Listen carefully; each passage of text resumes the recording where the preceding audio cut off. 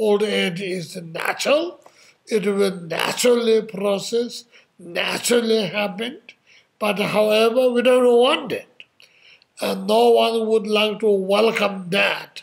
And everyone tries to be young and youthful and active and beat your body up in order to keep it up. How much people engage, what do we call it? Exercise. Or I don't know. I mean, it's a great thing people do, but you really beat your body up completely and try to keep it up, So that's what people do. It clearly shows how you don't want it. That's the suffering of old age, and no one wants.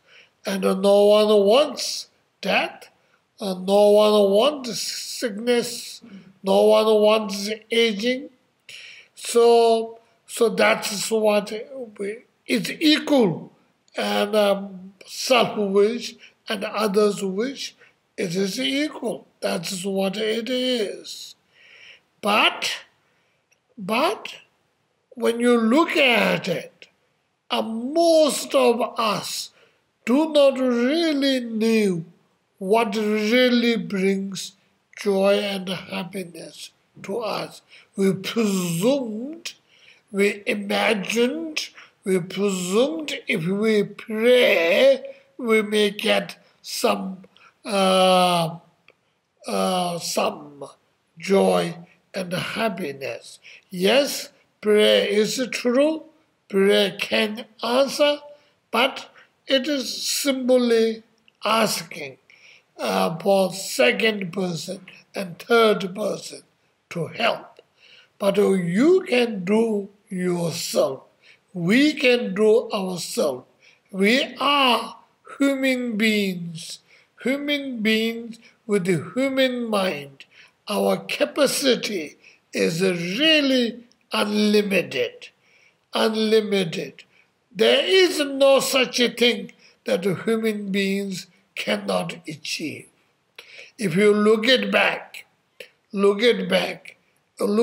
in our previous history, at the Stone Age, how much we can do, what capacity we have. What do we have today? 2,000 after this in the 21st century. What capacity do we have? Physically, what capacity we have medically. All these are human beings' achievement. Even knowledge. You don't have to look very far. Look at the technology of communication. Technology of communication. We can communicate thousands of miles within the matter of a second. And even you go deeper than that, we all know. People know exactly what do you do, where you live. Though we would like to protect our privacy, but no matter, whatever we wanted to, those who wanted to know, they knew where you live, and even what you're thinking, what you're planning in your own little room. So if they wanted, they can look. If they wanted, they can listen without any difficulty. This is what technology that we have established today. It is not a technology alone achievement. It is a human being's achievement. Almost like when you used to talk about the God's capacity. So we can even, that is valuable with the human being through technology. So that's what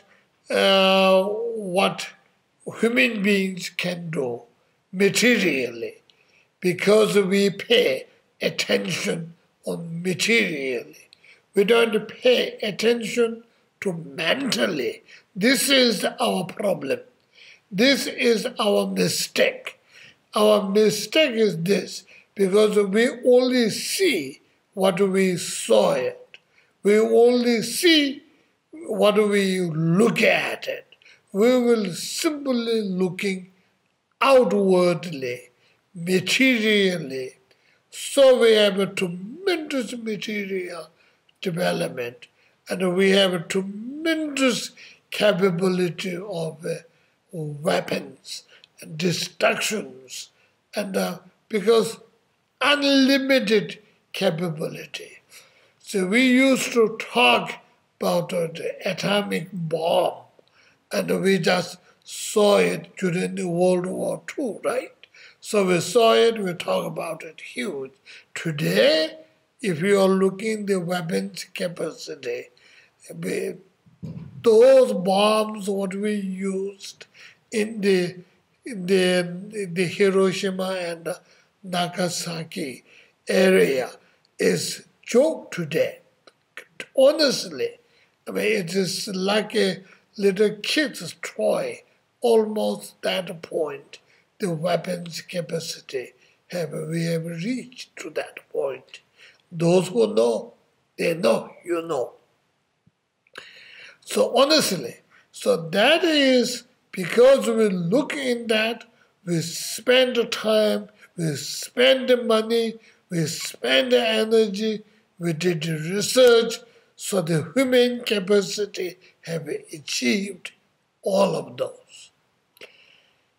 Yet that doesn't really fulfill our needs. Our needs is joy and happiness. These weapons, or all this, actually we're shouting and screaming about guns, which is really true, which is really true. However, if you really look at the weapons, those files and the automatic guns, all of those are virtually nothing compared with those destructive, powerful weapons. I don't even know what you call them. So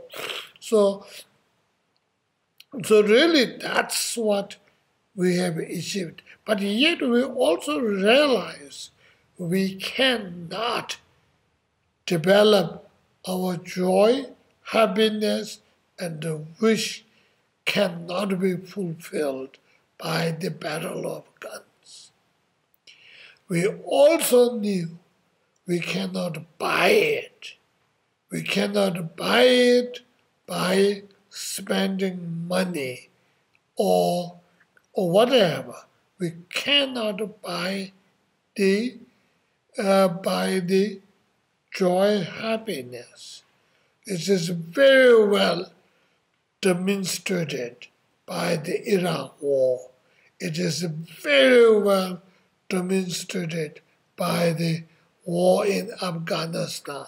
It is very well demonstrated by every day different instances in the world have shown you can neither could get that joy, neither or happiness, neither you can buy them, or neither you can get by guns, nor you can buy them by money.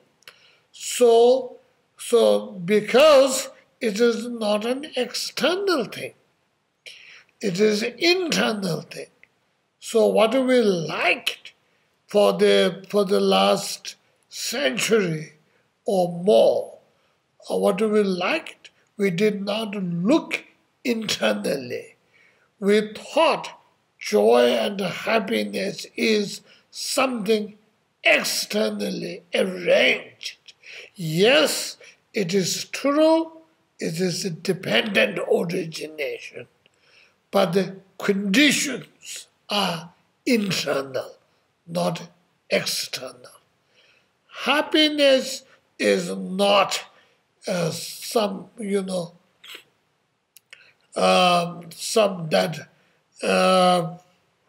some toy that you can buy, something like, I don't know, maybe Samsung Galaxy 3, or maybe sort of a convertible BMW or something. It's not a thing that you could buy, because it's not an external.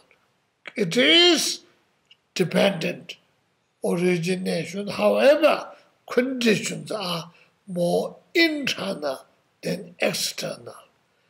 So you knew the people who followed spiritual tradition and who followed material facts, and they went away separately, as you know, separately. Separately, the material people follow the factual material events. Spiritual people followed the almost like a faith-oriented type of thing.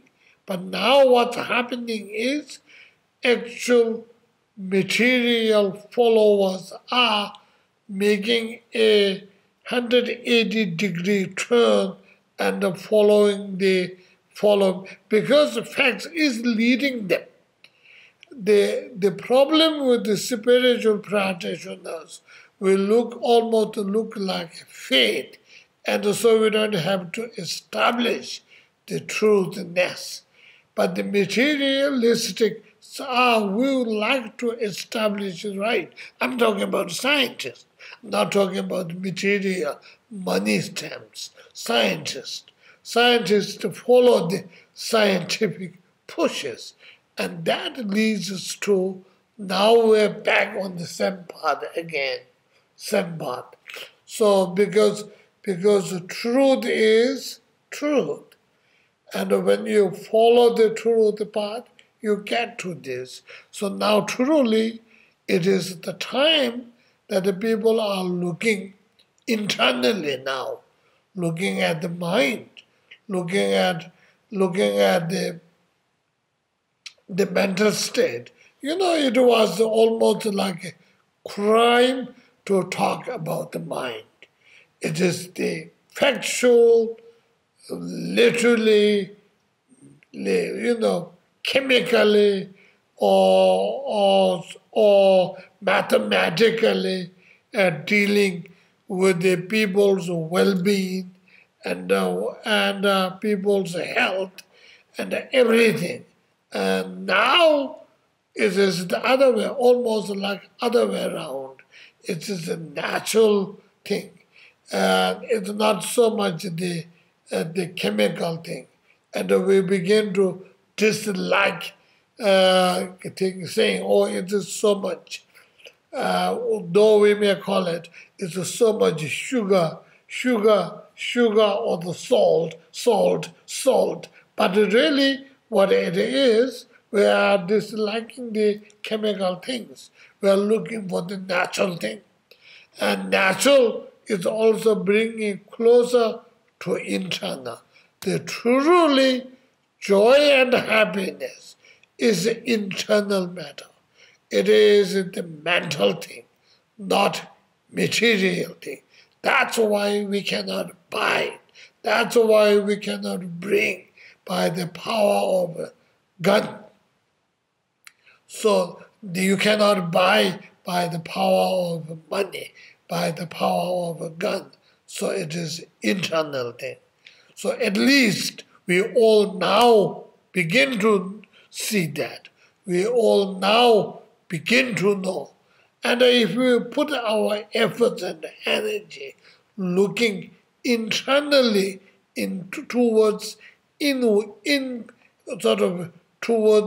facing towards within ourselves, looking in, sort of inside looking, and no doubt you're going to find it. Because it is a factual, spiritual development is factual. Joy, happiness is the symptom of a spiritual development. So this is factual, therefore it's going to be find it through all ways of means, through the spiritual means, through the scientific means, through any means it can be founded because it is factual.